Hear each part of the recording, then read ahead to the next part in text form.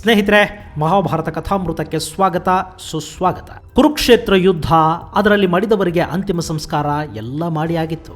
ಅವರ ಆತ್ಮಗಳಿಗೆ ಶಾಂತಿಯನ್ನ, ಮೋಕ್ಷವನ್ನ ಕೋರಿ 1 ತಿಂಗಳ ಕಾಲ ಗಂಗಾ ನದಿಯ ತಟದಲ್ಲಿ ಪಾಂಡವರು ಶೋಕವನ್ನು ಆಚರಿಸಿ ಮನಸ್ಸನ್ನು ಸ್ವಲ್ಪ ನಿರಾಳ ಮಾಡಿಕೊಂಡಿದ್ರು. ಈಗ ಕರ್ತವ್ಯ ಕೈಬೀಸಿ ಕರೀತಾ ಇತ್ತು.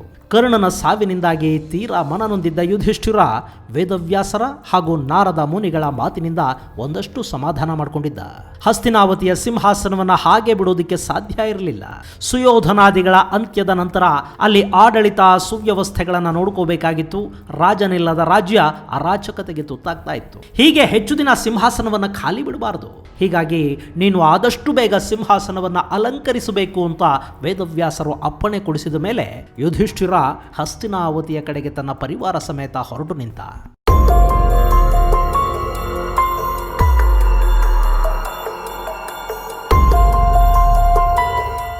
ಇನ್ನು ಹಸ್ತಿನೆಯ ಜನ ಕೂಡ ಯುದ್ಧವನ್ನ, ಅದರ ನೋವು ಶೋಕವನ್ನ ಮರೆತಿದ್ರು. ಎಷ್ಟು ದಿನ ಅಂತ ಅಗಲಿದವರಿಗಾಗಿ ಅಳತಾ ಕೂತ್ಕೊಳ್ಳೋದಿಕ್ಕಾಗತ್ತೆ? ಬದುಕಿನ ಬಂಡಿ ಸಾಗಬೇಕಲ್ಲ. ಹೊಸ ರಾಜನ ಸ್ವಾಗತಕ್ಕೆ ಹಸ್ತಿನೆಯ ರಾಜಬೀದಿಗಳು ಸಿದ್ಧಗೊಂಡಿದ್ವು. ಪುರಜನ ಹೊಸ ಅರಸನನ್ನ ಸ್ವಾಗತಿಸೋದಕ್ಕೆ ರಾಜಬೀದಿಯ ಉದ್ದಕ್ಕೂ ನಿಂತಿದ್ರು. 16 ಶ್ವೇತ ವೃಷಭಗಳನ್ನ ಹೂಡಿದ್ದ ಸುವರ್ಣ ರಥದಲ್ಲಿ ಯುಧಿಷ್ಠಿರ ಆಸೀನನಾಗಿದ್ದ. ಅದರ ಸಾರಥ್ಯವನ್ನ ಭೀಮ ವಹಿಸಿಕೊಂಡಿದ್ದ. ಅರ್ಜುನ ತನ್ನ ಅಣ್ಣನ ಹಿಂದೆ ಶ್ವೇತ ಛತ್ರವನ್ನ ಹಿಡ್ಕೊಂಡು ನಿಂತಿದ್ದ. ಎರಡೂ ಬದಿಗಳಲ್ಲಿ ನಕುಲ ಸಹದೇವರು ಚಾಮರ ಬೀಸ್ತಾ ನಿಂತಿದ್ರು. ಆ ರಥದ ಹಿಂದೆ ಕುರುಕ್ಷೇತ್ರ ಯುದ್ಧದಲ್ಲಿ ಬದುಕಿ ಉಳಿದಿದ್ದ ಧೃತರಾಷ್ಟ್ರನ ಏಕೈಕ ಪುತ್ರ ಯುಯುತ್ಸು ಬರ್ತಾ ಇದ್ದ. ಅವನ ಹಿಂದೆ ಮತ್ತೊಂದು ರಥದಲ್ಲಿ ಕೃಷ್ಣ ಸಾತ್ಯಕಿಯರು ಕುಳಿತಿದ್ರು. ಅವರ ಹಿಂದೆ ರಾಜ ಪರಿವಾರ, ಅರಮನೆಯ ಸ್ತ್ರೀಯರು, ಸೇವಕರು, ಹೀಗೆ ದೊಡ್ಡದೊಂದು ದಂಡೆ ಹಸ್ತಿನಾವತಿಯನ್ನ ಪ್ರವೇಶ ಮಾಡಿತು. ಜನ ಹೂಚೆಲ್ಲಿ ತಮ್ಮ ಹೊಸ ಅರಸನನ್ನ, ಅವನ ಪರಿವಾರವನ್ನ ಸ್ವಾಗತಿಸಿದ್ರು. ರಾಜಸಭೆಯ ಬಾಗಿಲಲ್ಲಿ ನಿಂತಿದ್ದ ಧೃತರಾಷ್ಟ್ರ ಯುಧಿಷ್ಠಿರನನ್ನ ಆದರಪೂರ್ವಕವಾಗಿ ಒಳಗೆ ಕರೆದೊಯ್ದ. ಸಭೆಗೆ ಬಂದ ನಂತರ ಅಲ್ಲಿ ವೇದಘೋಷಗಳು ಮೊಳಗತೊಡಗಿದ್ವು. ವಿಪ್ರರು ಶಾಂತಿ ಮಂತ್ರಗಳನ್ನು ಪಠಿಸ್ತಾ ಆಶೀರ್ವಚನ ನೀಡತೊಡಗಿದ್ರು. ಶ್ರೀಕೃಷ್ಣ ಖುದ್ದು ತಾನೇ ಯುಧಿಷ್ಠಿರನ ಕೈ ಹಿಡಿದು ಸಿಂಹಾಸನದವರೆಗೆ ಅವನನ್ನು ಕರೆದೊಯ್ದ. ಆ ಆಸನದ ಮೇಲೆ ಕುಳ್ಳಿರಿಸಿದ್ದ. ತಾನು ಯುಧಿಷ್ಠಿರನನ್ನ ಕುರು ಸಿಂಹಾಸನದ ಮೇಲೆ ಪ್ರತಿಷ್ಠಾಪಿಸ್ತೀನಿ ಅಂತ ತನ್ನ ಅತ್ತೆಗೆ ಮಾತು ಕೊಟ್ಟಿದ್ದ ಕೃಷ್ಣ ತನ್ನ ವಚನವನ್ನು ಈಡೇರಿಸಿದ್ದ. ಮಂತ್ರಘೋಷಗಳ ನಡುವೆ ಯುಧಿಷ್ಠಿರನ ತಲೆಗೆ ಸುವರ್ಣ ಕಿರೀಟದ ಧಾರಣೆ ಮಾಡಲಾಯಿತು. ಆ ಸುವಿಶಾಲ ಸಭೆಯಲ್ಲಿ ಯುಧಿಷ್ಠಿರ ರಾಜನಾಗಿ ಸಿಂಹಾಸನಾರೂಢನಾದ್ರೆ ಅವನ ಅಕ್ಕಪಕ್ಕದಲ್ಲಿ ಭೀಮ ಹಾಗೂ ಅರ್ಜುನರು ಆಸೀನರಾದರು. ಭೀಮನಿಗೆ ಯುವರಾಜನ ಪಟ್ಟಾಭಿಷೇಕ ಮಾಡಲಾಯಿತು. ಅರ್ಜುನ ಸೇನಾ ದಂಡನಾಯಕನಾಗಿ ಪದಗ್ರಹಣ ಮಾಡಿದ್ದ. ಮಹಾಮಂತ್ರಿ ಸಂಜಯನನ್ನ ಅವನ ಪದವಿಯಲ್ಲಿ ಮುಂದುವರಿಯುವಂತೆ ಕೇಳಿಕೊಳ್ಳಲಾಯಿತು. ಜೊತೆಗೆ ಯುಧಿಷ್ಠಿರನಿಗೆ ಆಪ್ತ ಸಲಹೆಗಾರನಾಗಿ ರಾಜಧರ್ಮವನ್ನು ಬೋಧಿಸ್ತಾ ಮಾರ್ಗದರ್ಶನವನ್ನು ನೀಡ್ತಾ ಮುಂದುವರಿಯುವಂತೆ ಸಂಜಯನನ್ನ ಕೇಳಿಕೊಳ್ಳಲಾಯಿತು. ಸಂಜಯ ಕೂಡ ಅದಕ್ಕೆ ಒಪ್ಪಿಕೊಂಡ.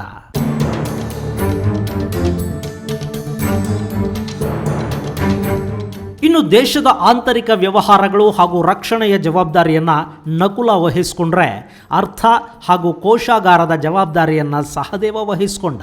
ಇನ್ನು ಯಥಾ ಪ್ರಕಾರ ಧೌಮ್ಯರು ಕುಲಗುರುವಿನ ಸ್ಥಾನವನ್ನು ತುಂಬಿದ್ರು. ಇದೆಲ್ಲವನ್ನ ಕಂಡ ಕೃಷ್ಣ ತನ್ನ ಜವಾಬ್ದಾರಿ ಅಲ್ಲಿಗೆ ಮುಗೀತು ಅನ್ನೋ ಹಾಗೆ ನೆಮ್ಮದಿಯ ನಿಟ್ಟುಸಿರು ಬಿಟ್ಟ. ಕೆಲವೇ ದಿನಗಳಲ್ಲಿ ಯುಧಿಷ್ಠಿರ ಜನಪ್ರಿಯತೆಯನ್ನು ಗಳಿಸತೊಡಗಿದ್ದ. ಯುದ್ಧದಲ್ಲಿ ಮಡಿದ ಕುಟುಂಬಗಳಿಗೆ ಶಾಶ್ವತ ಪರಿಹಾರದ ರೂಪದಲ್ಲಿ ಜೀವನೋಪಾಯ ಕಲ್ಪಿಸಿಕೊಟ್ಟಿದ್ದ. ರಾಜ್ಯದ ಸುಭಿಕ್ಷೆಗಾಗಿ ಸಾಕಷ್ಟು ಜನೋಪಯೋಗಿ ಕೆಲಸಗಳನ್ನು ಶುರು ಮಾಡಿದ್ದ.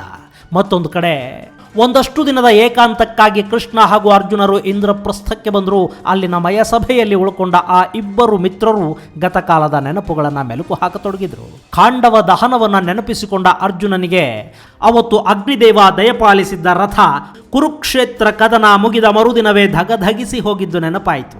ಅದು ತಾನು ಬಂದ ಕೆಲಸವನ್ನು ಮುಗಿಸಿ ಹೊರಟು ಹೋಯಿತು ಅರ್ಜುನ ಅಂದ ಕೃಷ್ಣನ ಮಾತುಗಳು ನೆನಪಾಗಿ ಅರ್ಜುನನ ತುಟಿಯಂಚಲ್ಲಿ ಒಂದು ಚಿಕ್ಕ ವಿಷಾದವೋ ವೈರಾಗ್ಯವೋ ಅರ್ಥವಾಗದ ನಗು ಮೂಡಿತು.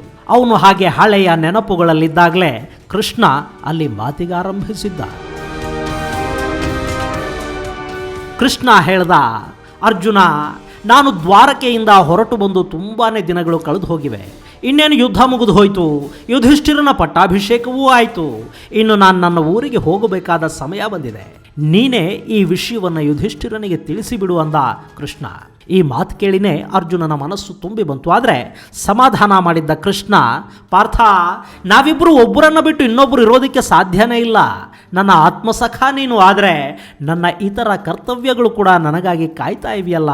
ನೀವು ಅಪ್ಪಣೆ ಕೊಡಿಸಿದ್ರೆ ನಾನು ದ್ವಾರಕೆಗೆ ಹೋಗ್ತೀನಿ, ಇಲ್ಲದೇ ಇದ್ದರೆ ಇಲ್ಲೇ ನಿಮ್ಮ ಸೇವೆಯಲ್ಲೇ ಇದ್ದು ಬಿಡ್ತೀನಿ ಎಂದ. ಅಲ್ಲಿಂದ ಇಬ್ಬರು ಹಸ್ತಿನಾವತಿಗೆ ಬಂದರು. ಕೃಷ್ಣ ಹಿಂತಿರುಗುವ ಮಾತನ್ನ ಕೇಳಿ ಯುಧಿಷ್ಠಿರ ಕೂಡ ಹೃದಯವನ್ನು ಭಾರ ಮಾಡಿಕೊಂಡ.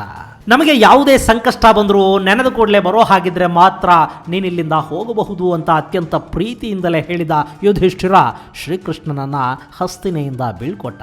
ಈಗ ಪಾಂಡವರು ಹಸ್ತಿನಾವತಿಯನ್ನ ಹಾಗೆ ಇಂದ್ರಪ್ರಸ್ಥವನ್ನು ಕೂಡ ಆಳೋದಕ್ಕೆ ಶುರು ಮಾಡಿದರು. ಆದರೂ ಯುಧಿಷ್ಠಿರನಿಗೆ ಒಮ್ಮೊಮ್ಮೆ ವಿಚಿತ್ರವಾದ ವೈರಾಗ್ಯ ಆವರಿಸಿ ಬಿಡ್ತಾ ಇತ್ತು. ಬಂಧುಗಳನ್ನು ಕೊಂದು ಗಳಿಸಿದ ಸಿಂಹಾಸನ ಇದು ನೆತ್ತರಲ್ಲಿ ಈಜಿ ಹೆಣಗಳ ಮೇಲೆ ನಡೆದು ಬಂದು ಏರಿದ ಅಧಿಕಾರದ ಗದ್ದುಗೆ ಅನ್ನೋದೇ ಅವನನ್ನ ನೋವಿಗೆ ಈಡು ಮಾಡ್ತಾ ಇತ್ತು. ವಿಷಯ ಗೊತ್ತಾಗಿ ಹಸ್ತಿನಾವತಿಗೆ ಬಂದ ವೇದವ್ಯಾಸರು ಯುಧಿಷ್ಠಿರನಿಗೆ ಅಶ್ವಮೇಧ ಯಾಗವನ್ನು ಮಾಡುವಂತೆ ತಿಳಿಸಿದರು. ಅದು ಸಾಮ್ರಾಟನಾದವನು ಮಾಡಬೇಕಾದ ಯಾಗ. ನಿನ್ನ ಮನಸ್ಸಿನ ದುಗುಡಗಳು ಕಳೆದು ಒಂದು ಹೊಸ ಲವಲವಿಕೆ ಪ್ರಾರಂಭವಾಗೋದಕ್ಕೆ ನೀನು ಆ ಯಾಗವನ್ನು ಮಾಡು. ಅದಕ್ಕಾಗಿ ಬೇಕಾದ ಅಪಾರ ಧನ ಸಂಪತ್ತನ್ನು ಸಂಗ್ರಹಿಸೋದಕ್ಕೆ ಹಿಮಾಲಯಗಳಿಗೆ ಹೋಗು. ಅಲ್ಲಿ ಮರುತ್ತರರು ಸಂಗ್ರಹಿಸಿಟ್ಟ ಸಂಪತ್ತಿದೆ, ಅದನ್ನು ತಂದು ನಿನ್ನ ಅಶ್ವಮೇಧ ಯಾಗಕ್ಕೆ ಬಳಕೆ ಮಾಡುವಂತ ಹೇಳಿದ್ರು ವೇದವ್ಯಾಸ ಮಹರ್ಷಿಗಳು. ಹಿಮಾಲಯದ ಹೆಸರು ಕೇಳಿನೇ ಯುಧಿಷ್ಠಿರ ಪುಳಕಿತಗೊಂಡು ಬಿಟ್ಟ. ಅವನ ಉತ್ಸಾಹ ಹೆಚ್ಚಾಗ್ತಾ ಹೋಯಿತು. ಇನ್ನು ಅರ್ಜುನನಿಗೆ ದಿಗ್ವಿಜಯದ ಕನಸು ಬೀಳೋದಕ್ಕೆ ಶುರುವಾಯಿತು. ಕುರುಕ್ಷೇತ್ರ ಕದನದ ನಂತರ ಅವನು ಬೇರಿನ್ಯಾವ ಯುದ್ಧವನ್ನು ಮಾಡಿರಲಿಲ್ಲ ನೋಡಿ. ಹೀಗಾಗಿ ಅಶ್ವಮೇಧದ ಹೆಸರಲ್ಲಿ ಒಂದು ದೇಶ ಸಂಚಾರ ಹಾಗೂ ಒಂದು ದಿಗ್ವಿಜಯಕ್ಕೆ ಅವಕಾಶವಾಯಿತು ಅಂತ ಸಂಭ್ರಮಿಸತೊಡಗಿದ್ದ ಅರ್ಜುನ.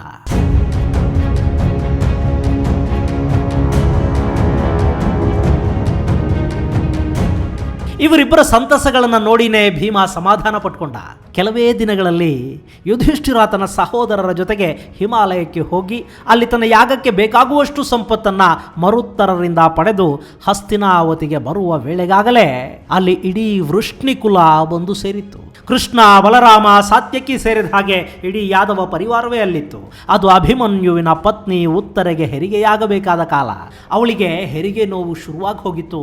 ಕೃಷ್ಣನ ಮುಖದಲ್ಲಿ ಆತಂಕ. ಕುರುಕ್ಷೇತ್ರ ಯುದ್ಧ ಮುಗಿದ ನಂತರ ಅಶ್ವತ್ಥಾಮ ಪ್ರಯೋಗಿಸಿದ್ದ ಬ್ರಹ್ಮಾಸ್ತ್ರ ಉತ್ತರೆಯ ಗರ್ಭವನ್ನು ತಿಂದುಬಿಟ್ಟಿತ್ತಲ್ಲ. ಹೀಗಾಗಿ ಅಲ್ಲಿ ಮೃತ ಸಂತಾನ ಜನಿಸುತ್ತೆ ಅನ್ನೋದು ಕೃಷ್ಣನಿಗೆ ಗೊತ್ತಿತ್ತು. ಆದರೆ ಅವತ್ತವನು ಎಲ್ಲರ ಮುಂದೆ ಉತ್ತರೆಯ ಕೂಸನ್ನು ಬದುಕಿಸುವ ಮಾತು ಕೊಟ್ಟಿದ್ದ. ಹೀಗಾಗಿ ಆ ಕೆಲಸವನ್ನು ಈಗ ಅವನು ಮಾಡಲೇಬೇಕಿತ್ತು.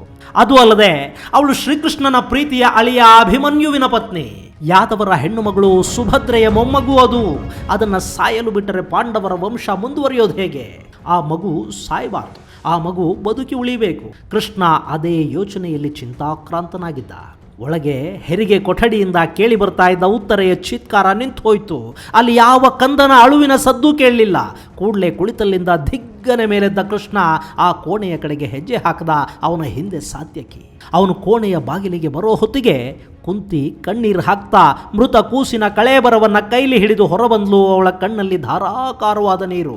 ಕೃಷ್ಣ, ಕೃಷ್ಣ, ಪಾಂಡವರ ವಂಶಕ್ಕಾಗಿ ಉಳಿದಿದ್ದ ಈ ಕಂದ ಕೂಡ ಈಗ ಬದುಕುಳಿದಿಲ್ಲ ಅಂತ ಕಣ್ಣೀರು ಸುರಿಸತೊಡಗಿದ್ಲು ಕುಂತಿ.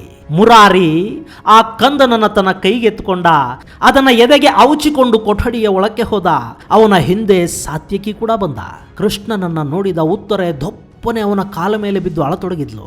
ಅಲ್ಲಿ ಯಾರನ್ನೂ ಸಮಾಧಾನ ಮಾಡೋ ಸ್ಥಿತಿಯಲ್ಲಿ ಕೃಷ್ಣ ಇರಲಿಲ್ಲ.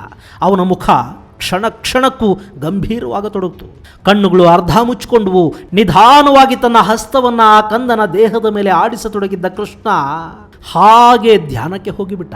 ಅದೆಷ್ಟೋ ಹೊತ್ತು ಅಲ್ಲಿ ಎಲ್ಲವೂ ನಿಶ್ಶಬ್ದ, ಎಲ್ಲವೂ ದಿವ್ಯ ಮೌನದಲ್ಲಿ ಲೀನವಾಗಿತ್ತು. ಕೃಷ್ಣನ ಉಸಿರು ಕ್ಷಣ ಕ್ಷಣಕ್ಕೂ ಭಾರವಾಗತೊಡಗಿತು. ಅವನ ಮುಖದಲ್ಲಿ ದಿವ್ಯ ತೇಜಸ್ಸು ಕಾಣಿಸೋದಕ್ಕೆ ಶುರು ಮಾಡ್ತು. ಅದಾದ ಕೆಲವೇ ಕ್ಷಣಗಳಲ್ಲಿ ಕೃಷ್ಣನ ಕೈಯಲ್ಲಿದ್ದ ಮಗು ಒಂದೇ ಸಮಕ್ಕೆ ಅಳೋದಕ್ಕೆ ಶುರು ಮಾಡ್ತು. ಅಲ್ಲಿಗೆ ಮಗುವಿನ ಜೀವ ವಾಪಸ್ಸು ಬಂದ ಹಾಗಾಯಿತು. ಆ ಕಂದನನ್ನ ಉತ್ತರೆಯ ಕೈಗಿಟ್ಟ ಕೃಷ್ಣ ಒಂದೇ ಒಂದು ಮಾತು ಕೂಡ ಆಡದೆ ಅಲ್ಲಿಂದ ಹೊರಗೆ ಬಂದ. ಏಕಾಂತದಲ್ಲಿ ಒಬ್ಬನೇ ಕೂತು ಬಿಟ್ಟ. ಅವನ ದೇಹ ಮನಸ್ಸುಗಳನ್ನು ದಿವ್ಯವಾದ ಸುಸ್ತೊಂದು ಆವರಿಸಿಬಿಟ್ಟಿತ್ತು. ಕೃಷ್ಣ ಧ್ಯಾನಮಗ್ನನಾಗಿ ಆ ವಿಧಾತನನ್ನು ಭೇಟಿ ಮಾಡಿ ಮಗುವಿನ ಜೀವವನ್ನು ವಾಪಸ್ಸು ತಂದಿದ್ದ. ಸಮಾಧಿ ಸ್ಥಿತಿಯಿಂದ ಎದ್ದು ಬಂದ ಆಯಾಸ ಅವನನ್ನು ಸಂಪೂರ್ಣವಾಗಿ ಆವರಿಸಿತ್ತು. ಹಾಗೆ ಅದೆಷ್ಟೋ ಹೊತ್ತು ಕೂತಿದ್ದವನು ಕಣ್ಣು ಬಿಟ್ಟ. ಅಲ್ಲೇ ಅವನಿಗಾಗಿ ಕಾಯ್ತಿದ್ದ ಸಾತ್ಯಕಿಯನ್ನು ಕಂಡು ಮುಗುಳ್ನಕ್ಕ. ಕೃಷ್ಣ ಅಭಿಮನ್ಯು ಮತ್ತೆ ಹುಟ್ಟಿದ ಹಾಗಾಯಿತು. ನೀನು ಮಾಡಿದ ಕೆಲಸ ಕುರುಕ್ಷೇತ್ರ ಕದನವನ್ನು ಗೆಲ್ಲೋದಕ್ಕಿಂತ ದೊಡ್ಡದಾಗಿತ್ತು ಅಂದ ಸಾತ್ಯಕಿಯ ಕಣ್ಣಲ್ಲಿನ ಆನಂದ ಕೃಷ್ಣನಿಗೆ ಅರ್ಥವಾಗದೇ ಇರಲಿಲ್ಲ. ಅವನ ಮುಖದಲ್ಲಿ ದಿವ್ಯ ಮಂದಹಾಸ. ಅಷ್ಟೊತ್ತಿಗೆ ಅಲ್ಲಿಗೆ ಹಿಮಾಲಯದಿಂದ ಪಾಂಡವರ ಆಗಮನ ಕೂಡ ಆಯಿತು. ಇನ್ನು ಅಶ್ವಮೇಧ ಯಾಗಕ್ಕೆ ತಯಾರಿ ನಡಿಬೇಕಿತ್ತು. ಯಾಗಾಶ್ವವನ್ನು ಬಿಟ್ಟು ಅದರ ಹಿಂದೆ ದಿಗ್ವಿಜಯ ಯಾತ್ರೆಗೆ ಹೊರಟ ಅರ್ಜುನ. ಹೀಗೆ ಪಾಂಡವರು ಸಂತೋಷ ಸಮೃದ್ಧಿಗಳನ್ನು ಅನುಭವಿಸ್ತಿದ್ರೆ ಧೃತರಾಷ್ಟ್ರ ಹಾಗೂ ಗಾಂಧಾರಿ ಮಾತ್ರ ತಮ್ಮ ಮಕ್ಕಳನ್ನ ನೆನೆದು ಕಣ್ಣೀರು ಹಾಕ್ತಾ ಇದ್ರು. ತಮ್ಮ ಮಕ್ಕಳನ್ನ ಕೊಂದ ಪಾಂಡವರ ಆಶ್ರಯದಲ್ಲಿ ಅವರ ಸುಖ ಸಂತೋಷಗಳನ್ನ ಸಂಭ್ರಮಗಳನ್ನ ನೋಡ್ತಾ ಆ ಅರಮನೆಯಲ್ಲಿ ಸುಖವಾಗಿರೋದವರಿಗೆ ಸಾಧ್ಯ ಆಗ್ತಿರಲಿಲ್ಲ. ದಿನೇ ದಿನೇ ಅರಮನೆಯ ಸುಪ್ಪತ್ತಿಗೆ ಕೂಡ ಅವರ ಪಾಲಿಗೆ ಮುಳ್ಳಿನ ಹಾಸಿಗೆಯಾಗತೊಡಗಿತ್ತು. ಗೆಳೆಯರೇ, ಅಶ್ವಮೇಧ ಹಾಗೂ ಮುಂದಿನ ವಿವರಗಳನ್ನು ಮುಂದಿನ ಸಂಚಿಕೆಯಲ್ಲಿ ನಿಮಗೆ ಹೇಳ್ತೀನಿ. ಅಲ್ಲಿವರೆಗೆ ಜೈ ಹಿಂದ್, ಜೈ ಕರ್ನಾಟಕ.